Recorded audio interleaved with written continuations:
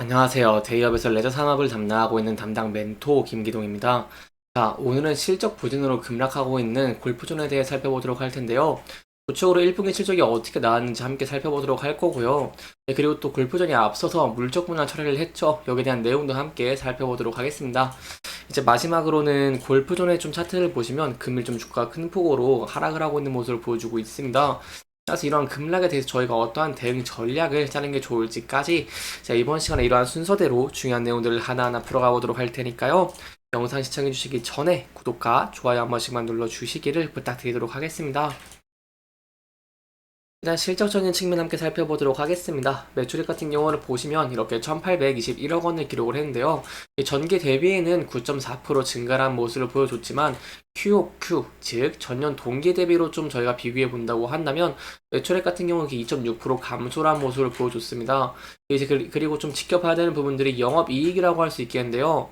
영업이익 같은 경우에는 이제 전기 대비에는 이렇게 115% 증가한 모습을 보여줬지만 전년 동기 대비로 저희가 비교해 본다고 한다면 이렇게 23.5% 감소하면서 큰 폭으로 감소한 모습을 보였습니다.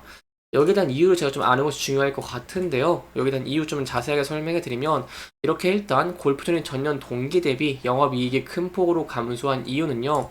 바로 해외 사업 확장에 따른 운영비가 좀 증가를 했기 때문이다라고 설명을 드릴 수 있겠고요. 여기에 더해서 국내 종속회사가 좀 실적 부진이 되면서 이렇게 영업이익이 좀 많이 감소를 했다라고 볼 수 있겠습니다.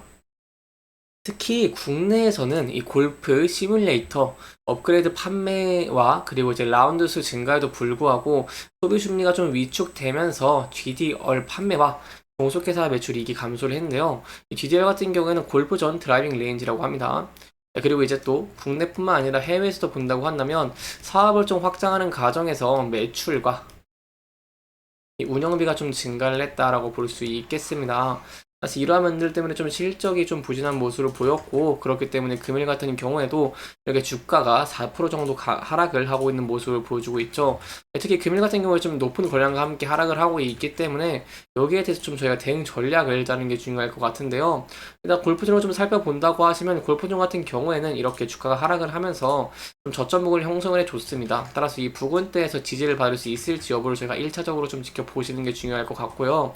만약 이 부근대에서 지지를 받지 못하고 이탈하는 모습을 보여주게 된다고 한다면 좀 차트를 크게 보면 설명해 드리도록 하겠습니다.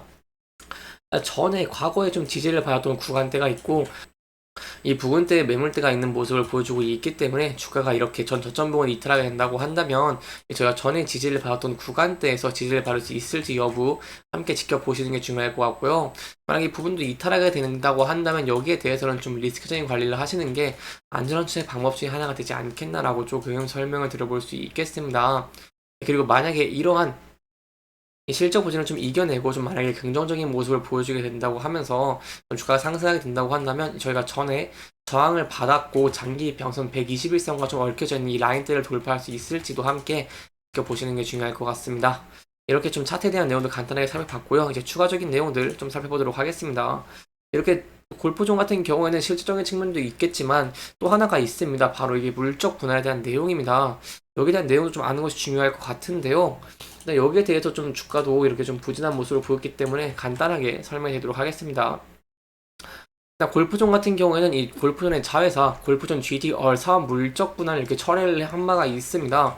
이 정기 주주총회를 통해서 해당 사업부의 물적 분할에 대한 안건을 통과를 시키긴 했지만 실제 분할을 추진을 하면서 주식 매수 청구 건수가 좀 많이 몰렸고요.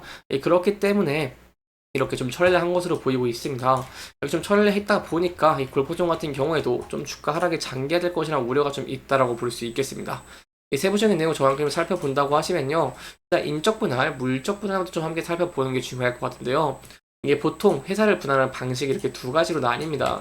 인적 분할과 문적 분할라고 좀 설명드릴 수 있겠는데요. 이 물적 분할 같은 경우에는 그동안 좀 말도 많고 좀 탈도 많았긴 했습니다.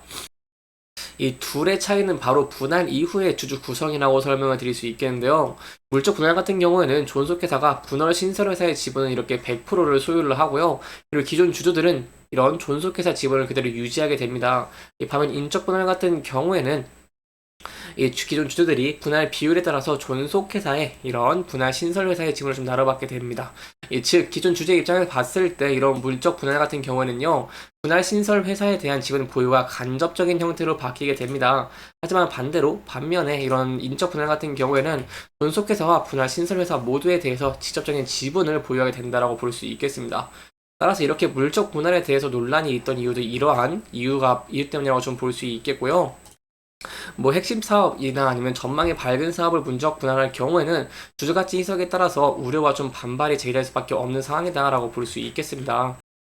따라서 물적 분할 이후 분할 신설 회사의 상장까지 이뤄질 경우에 좀 문제가 더욱 심화가 되기 때문에 이 관계 당국에서 이런 물적 분할과 관련된 규정을 좀 강화하고 나서기도 했습니다. 근데 이러한 상황에서 골프존의 경우에도 이 GDR 사업부 부분을 물적 분할 방식으로 할 계획이었습니다. 이 GDR 사업 같은 경우에는 이 골프 연습을 위한 시뮬레이터 프로그램과 뭐 정면, 측면 카메라, 그리고 이제 영상 센서 등의 장비를 전국 약 70여 개의 직영점을 좀 중이었습니다.